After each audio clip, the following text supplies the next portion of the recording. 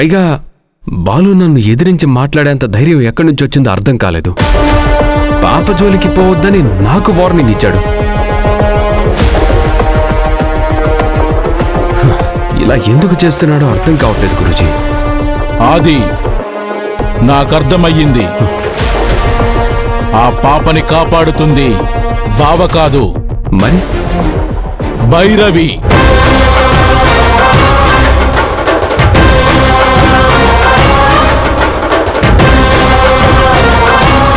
ఏంటి గురూజీ మీరనేది? భైరవి అంటే భైరవి ఆత్మనా, భైరవి దేవినా? భైరవి ఆత్మ వచ్చి కాపాడే ఛాన్సే లేదు. ఎందుకంటే దిగ్బంధనం చేసింది నేను.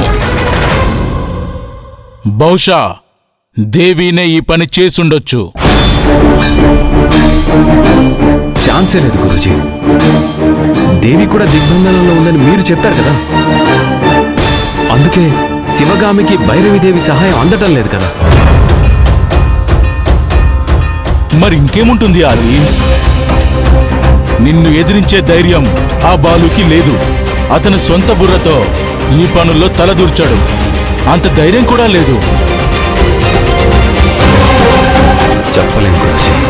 అవకాశం ఉంటే వచ్చే ఆస్తిని ఎందుకు పోగొట్టుకోవడం అని నమ్మకంతో అలా చేస్తే చేసి ఉండొచ్చు కదా. బాలుని అడిగితే తెలుస్తుంది కదా. చాలా టెన్షన్గా ఉంది గురూజీ. ఎందుకు ఇలా అవుతుందని ఏం అర్థం కావడం లేదు.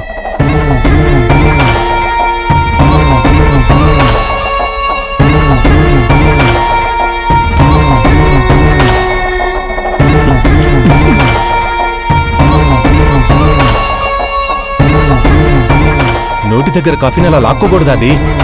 ఆహా, మరి నేను చేసే పనులని నువ్వు అడ్డుకోవచ్చా? అర్థం కాలేదు. నేను శిశిర మీద అటాక్ చేయాలని ప్రయత్నం చేసినప్పుడు ఎందుకు ఆపాలని చూసావు బాలు?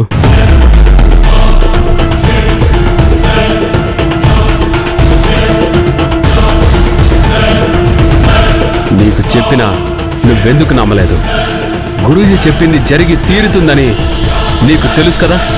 అది నువ్వేం చెప్తున్నావో నాకు అర్థం కావడం లేదు. అదేంటో అసలేం జరిగిందో సరిగ్గా చెప్పు.